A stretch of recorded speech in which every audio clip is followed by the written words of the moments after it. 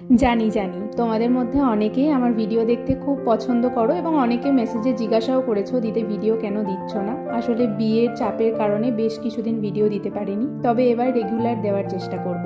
তো এই ভিডিওটা হলো আমাদের প্রি ওয়েডিংয়ের সেকেন্ড পার্ট, যেখানে আমরা এনজেপি স্টেশনে নেমেই করে নিয়েছিলাম কিছু খাওয়া দাওয়া, আর তারপর শুরু করলাম যাত্রা। ব্লগে দেখাবো, তুই আমার থেকে খাবার কেড়ে খেয়ে নিস, এরকম করে তুই খেয়ে নিস। ছি, কেমন লাগছে বল তোর দার্জিলিং এসে? যেখানেই এসেছি কেমন লাগছে? বিয়ের পর এই যে প্রি ওয়েডিংয়ের ভিডিওগুলো বসে বসে এডিট করছি, সেই দিনের কথাগুলো সত্যিই খুব মনে পড়ে যাচ্ছে। খুব মজা করে আনন্দ করে আমরা ভিডিও করেছিলাম, আর সঙ্গে গিয়েছিল আমার দুই বাড়ির মা। এনগেজমেন্ট বা প্রি ওয়েডিংয়ের ভিডিও দেখে তোমরা অনেকেই জানতে চেয়েছো যে আমি কোন ফটোগ্রাফারকে বুক করেছি। তো আমি বুক করেছিলাম আশীর্বাদ ক্রিয়েশনকে, আমি ওপরে ট্যাগ করে দিলাম, তোমরা ওদের সাথে কন্ট্যাক্ট করতে পারো। জাস্ট এসে পৌঁছেছি রুমে, আর রুম থেকে ভিউটা আমি জাস্ট দেখাচ্ছি। এটা আমার রুম থেকে ভিউ, মানে লিটারালি এখানে কাঞ্চনজঙ্ঘা দেখা যাচ্ছে। চোখের অবস্থা ভীষণ খারাপ, বাট স্টিল আমি এটা জাস্ট শেয়ার না করে থাকতে পারলাম না। এই পেছনে আমার যেটা দেখা যাচ্ছে এটা হচ্ছে বাতাসিয়া নদী, এখানে কাঞ্চনজঙ্ঘা। হ্যাঁ জানি আমি বাচ্চাদের মতো করছি, তবে প্রথমবার কাঞ্চনজঙ্ঘা টয় ট্রেন দেখলে বোধহয় এরমই হয়।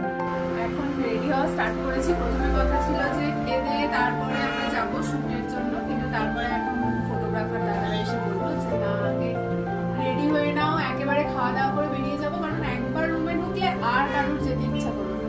আমি লাল করে নিয়েছি কারণ কেউ আমাকে ব্লাশ করায় না, সেজন্য আমি নিজেকে ব্লাশ করাচ্ছি। লিপস্টিকটা পরা হয়নি, লাঞ্চের পর পরবো।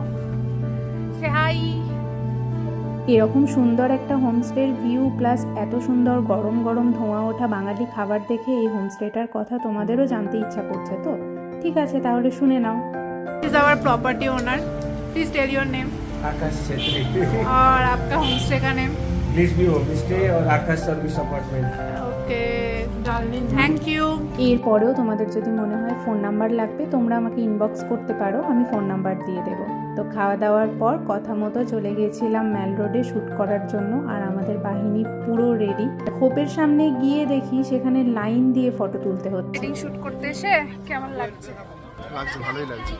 Tired? First time experience। Tired দেখাও ফার্স্ট টাইমই হয় সবার, কি? তো আমার মাথায় তো যত শয়তানি বুদ্ধি, তাই আমি এই পায়রাগুলোকে উড়িয়ে দেওয়ার চেষ্টা করছিলাম, আর এভাবেই ফার্স্ট শ্যুট কিছুটা কমপ্লিট হয়েছিল। এরপর বাকি কোথায় কি শ্যুট হলো, কিভাবে মজা করলাম, সেটা তোমাদেরকে দেখাচ্ছি পরের ভিডিওতে। চলো আজকের মতো টাটা।